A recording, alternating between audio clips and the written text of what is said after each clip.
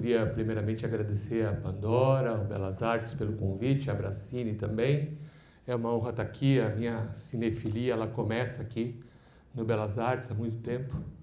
Então eu vi praticamente toda a história desse cinema, vi toda a história da Pandora nesses 30 anos e me formei vendo filmes da Pandora, então é uma honra estar aqui. Graças ao convite, nos últimos dias eu acabei mergulhando na obra do Oshima, revendo os filmes do Oshima que eu não conhecia, e o que eu quero rapidamente aqui falar é fazer um panorama rápido da relação desse último filme dele, de 99, com os outros 25, 26 filmes de ficção dele, sem contar os filmes para TV e os filmes para o documentário, nesses 40 anos de carreira do Oshima. Então ele começa em 59, esse filme é de 99, e um dado decisivo e marcante na carreira dele é o ano de 69, quando a carreira dele toma um outro rumo.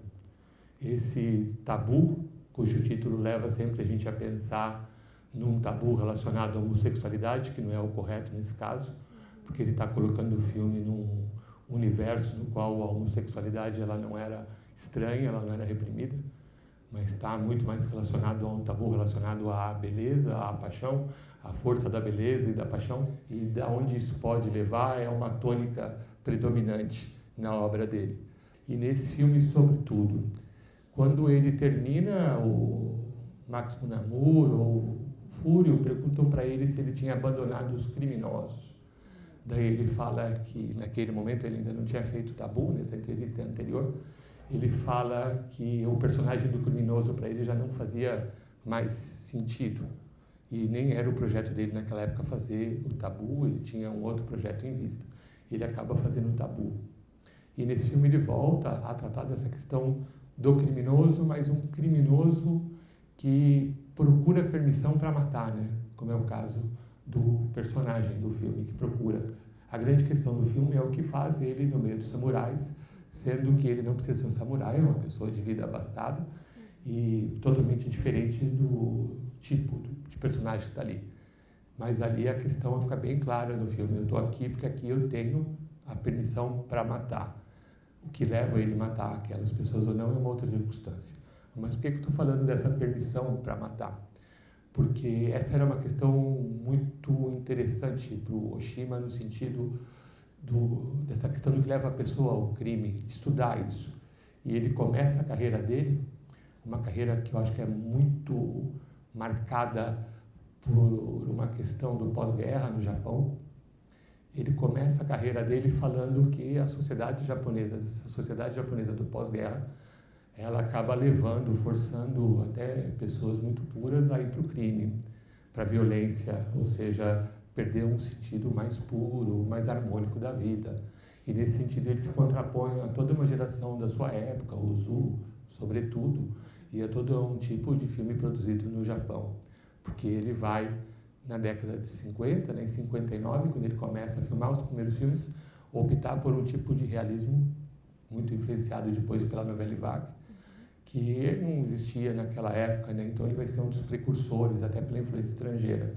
E a questão da corrupção, no sentido do corromper essa pessoa que é pura, mas que vive numa sociedade degradada, na qual ela não tem outra saída, é um primeiro criminoso que aparece na carreira dele, mas é um criminoso levado a. Num segundo momento da carreira dele, ele já começa a trabalhar com essa ideia de crime, de transgressão, num outro sentido, e tenta entender esse criminoso por um outro motivo, por um criminoso que se torna criminoso por algo que está dentro dele. Então ele vai fazer vários filmes que trabalham um pouco dentro dessa ótica. Ele já não culpa mais a sociedade por isso, mas ele começa a falar da natureza humana, da relação da natureza com esse tipo de atitude criminosa.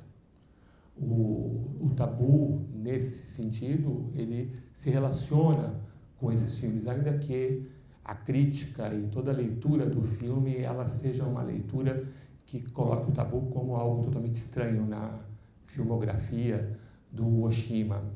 Até porque ele vai fazer esse filme com muitas dificuldades, ele tinha sofrido um derrame, é um filme o último filme dele é um filme feito em condições extremamente complicadas. Um filme que as pessoas tentam entender até o porquê de um certo classicismo, o porquê de uma certa facilidade narrativa. Seria o filme mais convencional, talvez, dele, junto com Fúrio, o filme mais poético dele, com certeza, remetendo a Mizoguchi nessas cenas finais, com essa atmosfera fantasmagórica.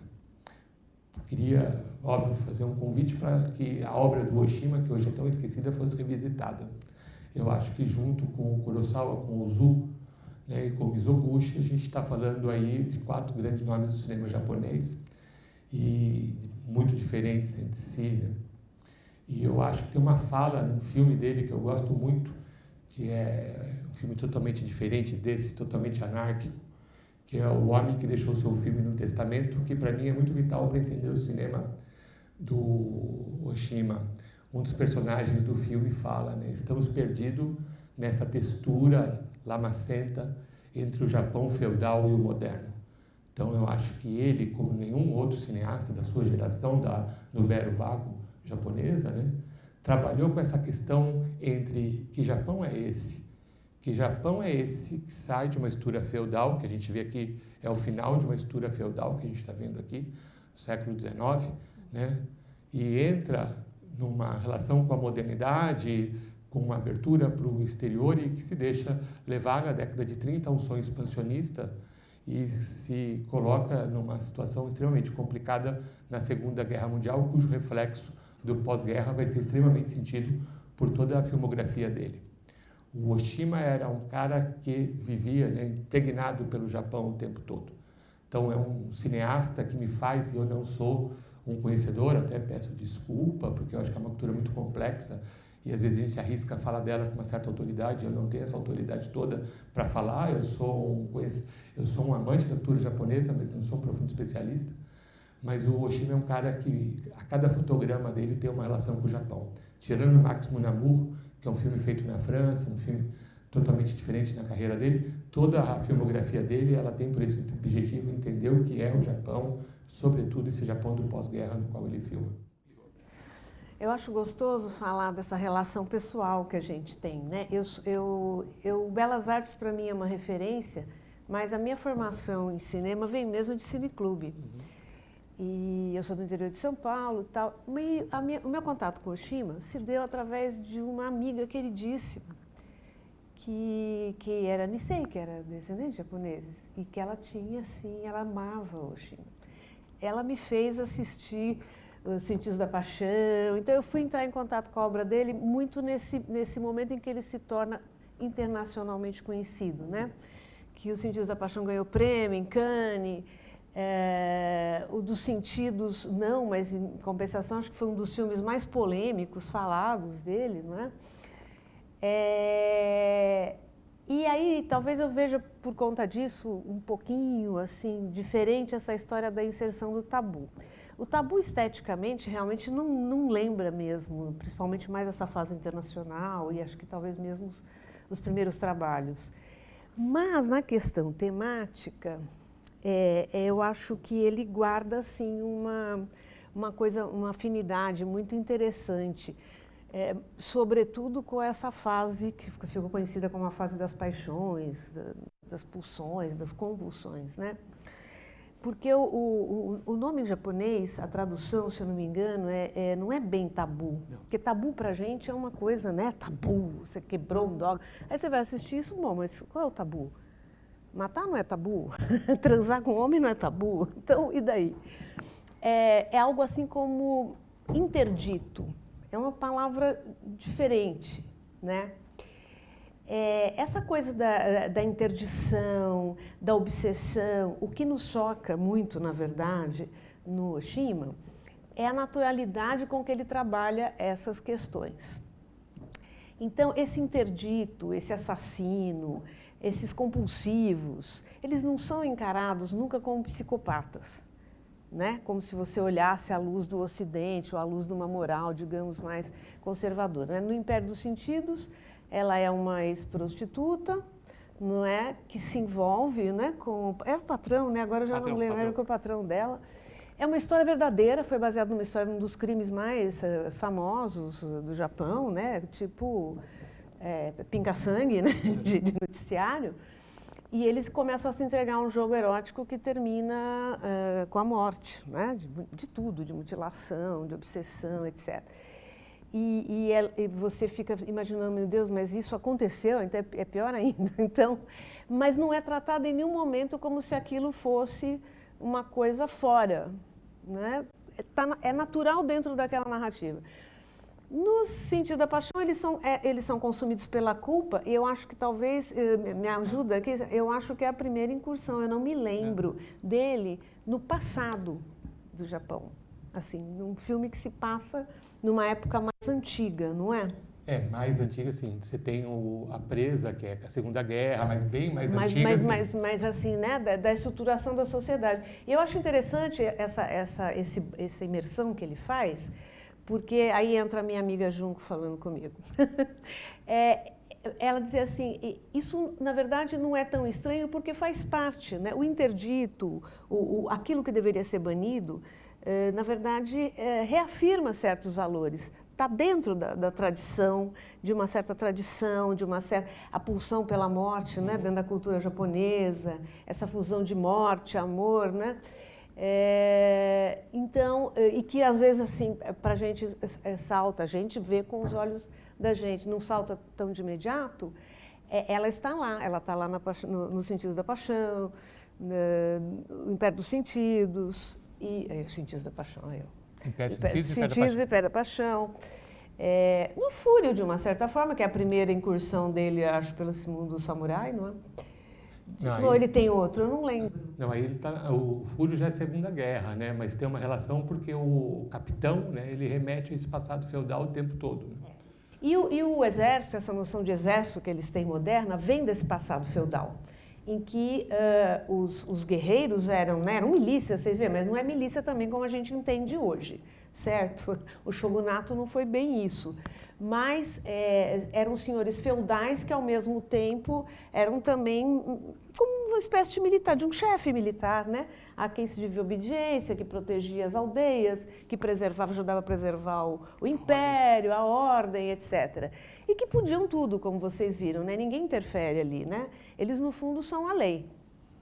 E isso fica menos claro no Fúrio, onde, aparentemente, você tem um código de honra que está ali, que é diferente, porque é um confronto, né? E eu sinto muito a divisão no Fúrio, por exemplo, Ocidente e Oriente, né? Como se cada um deles representasse uma ordem diferente, né? Aqui não. Aqui você tem a ordem do Japão, a ordem oriental. E eles conversam, assim, realmente como se fosse uma banalidade, né? Matar, quem vai matar? E por que eles preservam o jovem? Né? Se vamos banir, né?